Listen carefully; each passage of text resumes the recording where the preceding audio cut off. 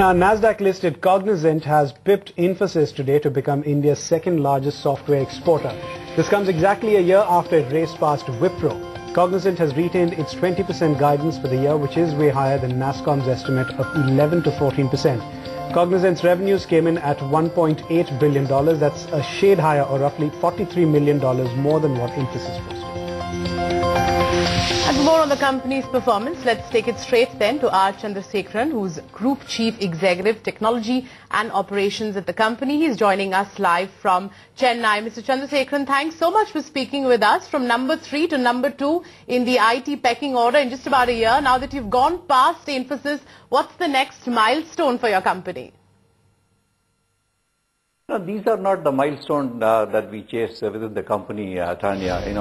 There is a we are all quite passionate to be in the number one in the minds of our customers. That has always been the goal within Cognizant, and that will continue to be the goal going forward as well. But we are very pleased with the way second quarter turned out to be for us.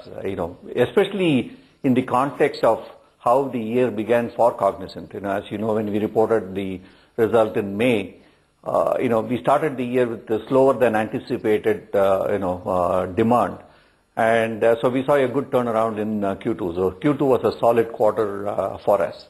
And this is this is particularly significant, given the macroeconomic environment.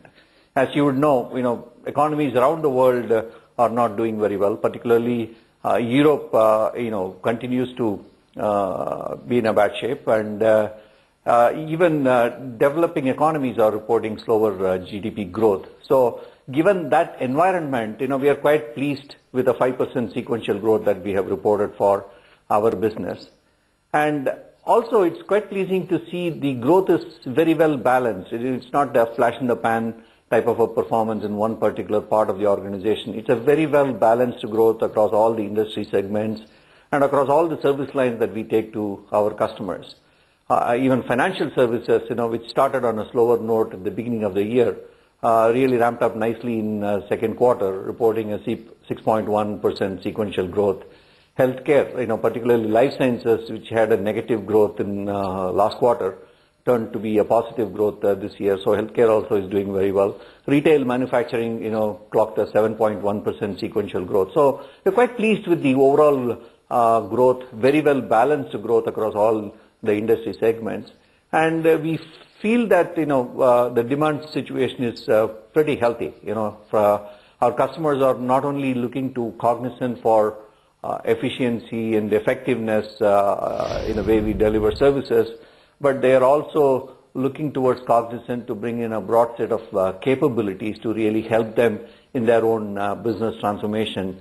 Bringing in large program management capabilities, consulting capabilities, and also the new generation of technologies like social, mobile, cloud, and analytics. So very well balanced growth across all service lines too. So very pleased with our quarter two results. Right. So, Mr. Chandrasekaran, you said that the demand picture for you still looks fairly good. Now, why would you attach so much optimism to that at a time, especially when the macroeconomic environment looks so challenging, and you've had mixed forecasts being made by some of your peer group?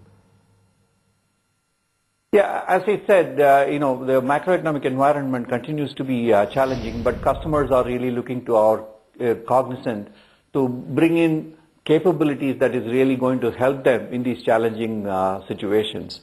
Customers are looking towards us for bringing cost efficiency in running their business as usual, applications.